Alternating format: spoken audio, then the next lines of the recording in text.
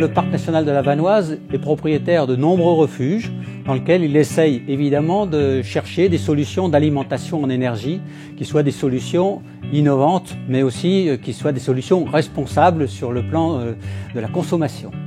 Et voilà, on est un site isolé, c'est-à-dire qu'on n'a aucun accès. On est visité essentiellement par des randonneurs qui sont en itinérance et on n'a pas d'énergie.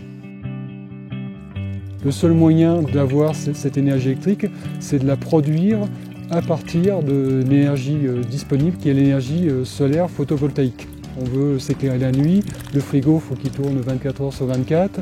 Donc cette énergie, quand elle est là, il faut l'utiliser.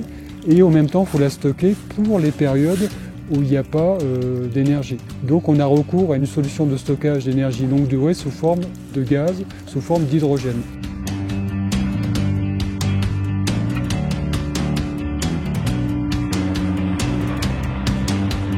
Nous sommes ici sur le refuge du col du Palais. Nous avons un nouveau bâtiment qui est en cours de construction. Il est destiné à accueillir un certain nombre de matériel pour produire et stocker l'hydrogène de telle manière à donner une autonomie énergétique au chalet.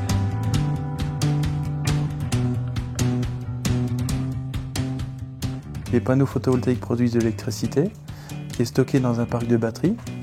Ce parc de batteries est un espace tampon qui est déchargé ensuite dans l'électrolyseur qui produit de l'hydrogène et cet hydrogène est stocké.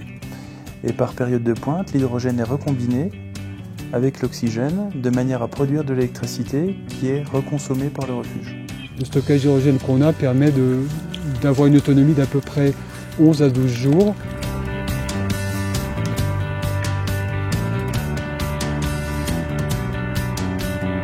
Donc le système hybride Sagesse de Pau-Vidian, c'est également gérer des éoliennes, des hydroliennes ou des générateurs diesel. Il s'adapte aux besoins soit pour un site isolé comme le refuge du Palais, soit en secours du réseau, soit pour des applications transportables en caisson pour la mobilité.